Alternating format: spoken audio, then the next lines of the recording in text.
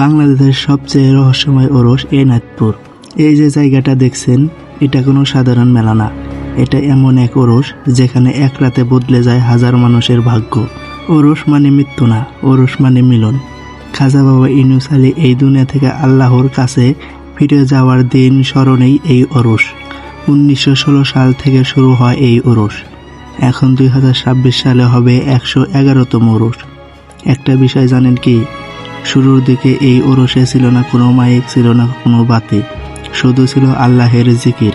এই মেলায় সাধারণত 4টা থেকে 5টা গেট থাকে, কিন্তু একটা গেট থাকে যেখানে অনেকেই জানে না। এটা খাদেম আর বিশেষ মেহমানদের জন্য। ভিড়ের মধ্যেও রাতে ওরসের আদব নষ্ট হয় না। এই যে গেটটা দেখছেন, এটা হচ্ছে মাজার শরীফের গেট, আর এটা হচ্ছে ছোট ডিজাইন করা গেট। মাজার শরীফের খাজা বাবা ইউনুস আলীর এটা হচ্ছে সমাধি। এই সমাধি দেখতেই হাজার হাজার লোক দূর দূরান্ত থেকে আসে এবং মানত করে। সেই অনুসারেই এখানে একটা মাজার করা হয়েছে। মাজারের সুন্দর ডিজাইনও দেওয়া হয়েছে। খাজা বাবার ভক্তবৃন্দরা তার জন্য গরু, ছাগল এবং ভেড়া নিয়ে আসে। দেখেন এই ভিডিওতে আপনারা যেমন দেখতে পাচ্ছেন। আমরা তাদের কাছ থেকে কথা বলে ছোট্ট একটা খামারে চলে গেলাম। খামারে অনেকেই যাইতে দেয় না এবং যেতে পারে না। আমরা তাও পাশ নিয়ে চলে গেলাম খামারে, এবং খামারে ছোট বড় অনেক গরু দেখতে পেলাম, এবং পাশের খামারেও দেখতে পেলাম অনেক ছাগল। এক পাশে দেখতে পেলাম অনেক লোক এখানে আলু সাফ করছে, মানে এই আলুগুলো খাওয়ার জন্য প্রস্তুত করা হচ্ছে। এখানে অনেক লোক মিলে এই আলুগুলো পানিতে পরিষ্কার করছে, এবং পরিষ্কার করে সেই আলুগুলো কাটিং করে সুন্দর করে সাজিয়ে রাখছে রান্নার জন্য। রান্নার এখানে এসে দেখতে পেলাম অনেকগুলো পাতিলে রান্না করা হচ্ছে, আর এই পাতিলে রান্না করা হচ্ছে অনেক মানুষের খাবার। এখানে রান্না করা হচ্ছে খিচুড়ি, আর খিচুড়ি রান্না করে এইভাবে নিয়ে যাওয়া হচ্ছে খাওয়ানোর জন্য।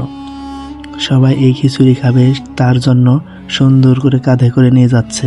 যারা খিচুড়ি খায় না তাদের জন্যই রান্না করা হচ্ছে ভাত। এখানে দেখেন অনেক ভাত রান্না করা হচ্ছে স্পেশালি, কত সুন্দর করে। এখন যে লোকগুলারা দেখছেন তাদের হাতে দেখেন সবার হাতে একটা করে গামলা আছে মাটির। এখানে অনেক ট্যাপ দেওয়া আছে। সবাই এখানে খাবার খাওয়ার পরে এবং খাবারের আগে এখানে এসে হাত মুখ ধুয়ে নেয়। এখানে অনেক ট্যাপ, অনেকেই এখানে ফ্রিতে পানি পান করে এবং হাত মুখ ধুতো করে। খাওয়া শেষ করে এখানে সবাই এসে তাদের গামলা পরিষ্কার করে। অনেকেই আছে খাবার শেষ করে এখানে এসে বিশ্রাম নেয়। আমরা তাদের মধ্যে একজনকে জিজ্ঞাসা করব এখানে কি জন্য আসে এবং তারা এখানে কি পায়। আমরা তাদের মধ্যে একজনের সাথে কথা বলার চেষ্টা করব এবং দেখব সে এখানে কত বছর ধরে আসে এবং কি পায়। ভাইজান আসসালামু আলাইকুম। ওয়ালাইকুম আসসালাম। আছেন কেমন ভাই? আলহামদুলিল্লাহ। আপনি কোথা থেকে আসছেন? আমি জামালপুর মাদারগঞ্জ থেকে আসছি। আচ্ছা, এই যে মাজার সম্পর্ক নিয়ে অনেকে তর্ক বিতর্ক আছে। আপনি কত বছর ধরে আসতেছেন? আমি 72 বছর ধরে আসছি। 72 বছর। 72 বছর। আপনার বয়স কত?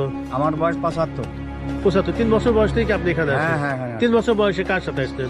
আমার বাবার সঙ্গে আছি। আচ্ছা, তাহলে তো আপনি দীর্ঘদিন ধরে এই মাজারে আসেন। হ্যাঁ, আমি এই মাজারে কোনো অলৌকিক কথা বা কোনো গল্প আছে কিনা একটু শুনি। আমি দীর্ঘ প্রায় 60-65 বছর থেকে খাজা বাবা এনায়েতপুর পাক দরবার সঙ্গে সম্পৃক্ত। আমার এই দরবারের একজন খাদেম ছিলেন জবর মৌলানা সাহেব। উনি একদিন মাজার শরীফ ঝাড়তে আসলেন, এসে দেখলেন 2জন লোক মাজার শরীফে রিলেটিং করে তারা কান্দিতেছে। উনি তাদেরকে দেখে জিজ্ঞাসা করলেন, ভাই আপনার নাম কি? তখন ওনারা মনে মনে চিন্তা করলো আমরা এখন তো ধরা পড়ে গেছি মৌলানা সাহেবের কাছে, তখন আমরা তো মিথ্যা বললে চলবে না।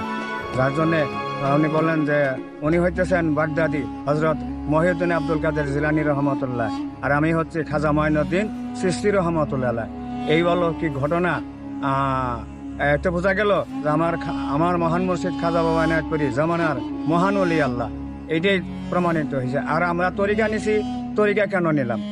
তরিকা নিতে হয় এই জন্যেই সূরা কাহাবের 17 নম্বর আয়াতে আল্লাহ পাক ঘোষণা করে দিয়েছেন, বিসমিল্লাহির রহমানির রহিম, মাইয়ুদিহু আল্লাহু ফাহুয়াল মুহতাদি ওয়া মাইয়ুদলিল ফালান তাজিদ লাহু ওলিয়াম মুরশিদা। এর তরজমায় তাফসীরে কারিমে আসতেছে, আল্লাহ বলতেছেন আমি আল্লাহ যাকে হেদায়েত করছি সেই শুধু একমাত্র হেদায়েত প্রাপ্ত হইবে, আর যারে হেদায়েত করি নাই তার কপালেও ওলিয়ে মুর্শেদ জুটিবে না। এই জন্য আমরা পাক কোরআন মানি, দলিল মোতাবেক আমরা খাজা বাবা এনায়েতপুরীকে মুর্শিদ হিসেবে গ্রহণ করে নিয়েছি। মনে প্রাণ দিলে আমরা খাজা এনায়েতপুরী পাক দরবারে আসে আমাকে বায়াত করছি। এই জন্য আমরা তরিকা গ্রহণ করছি। মোহাম্মদ নাম যতই জপি ততই মধুর লাগে, মোহাম্মদ নাম যতই জপি ওই নামে এত মধু আছে। দেখতে দেখতে রাত নেমে আসলো। কত সুন্দর করে গেট সাজানো হয়েছে, আহা! আরো কত সুন্দর করে আল্লাহর নামটা লেখা আছে, কত সুন্দর। এই গেটটা মাজারের মধ্যে হয়ে থাকে। এখন যে গেটটা দেখতে পাচ্ছেন এটা হচ্ছে ইনাতপুর হসপিটাল গেট। খাজা বাবা ইউনূস আলীর স্মরণেই ইনাতপুর হসপিটাল তৈরি করা হয়েছে। এই যে ইনাতপুর হসপিটাল, অনেক সুন্দর করে লাইটিং করা হয়েছে এবং পাশেই তৈরি করা হয়েছে খাজা বাবা ইউনূস আলীর স্মরণেই ইনাতপুর হসপিটাল এবং ইউনিভার্সিটি। অনেকেই বলে এই সময় মাজারে এমন একটা শান্তি নামে যেখানে ভাষায় বোঝানো যায় না। কেউ আসে সন্তান চেয়ে, কেউ আসে ভাঙা মন নিয়ে, সবাই এখান থেকে কিছু না কিছু নিয়ে ফেরে। এই ছিল ইনাতপুর ওরসের না বলা গল্প। আপনি কি কখনো এখানে এসেছেন? কমেন্টে লিখুন। ভিডিও ভালো লাগলে লাইক অ্যান্ড সাবস্ক্রাইব করতে ভুলবেন না। এরপরে কোন বিষয়ে ভিডিও বানাবো আপনার মূল্যবান মতামত জানাবেন।